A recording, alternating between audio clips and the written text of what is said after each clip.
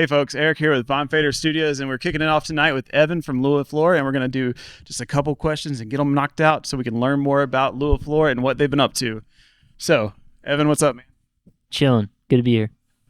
All right, so real quick, could you tell me the backstory of Lua Flora and how did you came up with the name, and what is a Lua Flora? Lua Flora came from the places that I think you can listen to our music.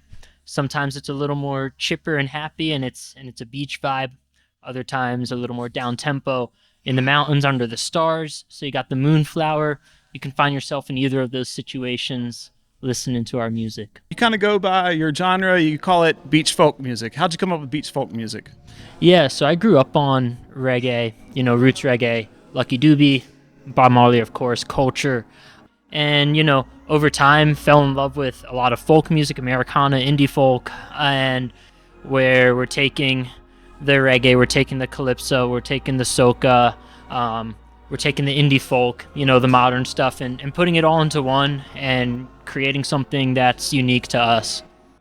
And it is unique. If you haven't listened to Lua Flora, then you got to check him out. Right now, we are at Eulogy in Asheville, North Carolina, where he will be playing a show here on March 2nd. And you got to come. If you haven't gotten tickets, go ahead and get tickets. We have pre-sale tickets, right? Oh, yeah. Pre-sale tickets are everywhere. And how has living in Asheville influenced your music? Asheville has a super interesting scene. There's just a lot going on. Everything from jam to underground punk, reggae bands, a lot of folk music, a lot of bluegrass music, and I think the bluegrass influence in our music has definitely come since living in Asheville and being exposed to that. Also, some of the more jam elements, because there's so many great jam bands, going to One Stop or Grey Eagle or Salvage Station and just soaking that all up, for sure. Well, we here at Von Fader really look forward to the show here at Eulogy, which is an incredible venue. If you haven't checked it out, please come and check it out. This place rules. The beer and everything, the vibe, the look, it is great. And we're looking forward to your show here. And what should your fans be looking for, and people that would be new to Lua Flora's music be looking forward to at your show at Eulogy?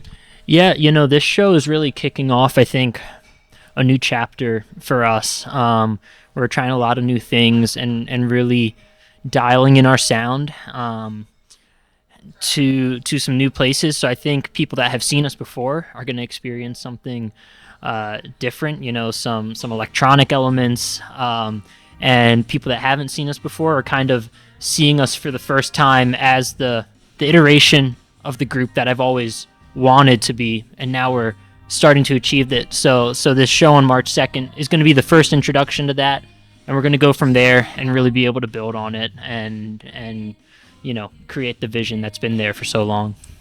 What have you done to stay in tune with your fans on your social media, and how do you stay connected with people? For sure. I mean, social media is a huge part of the music industry these days.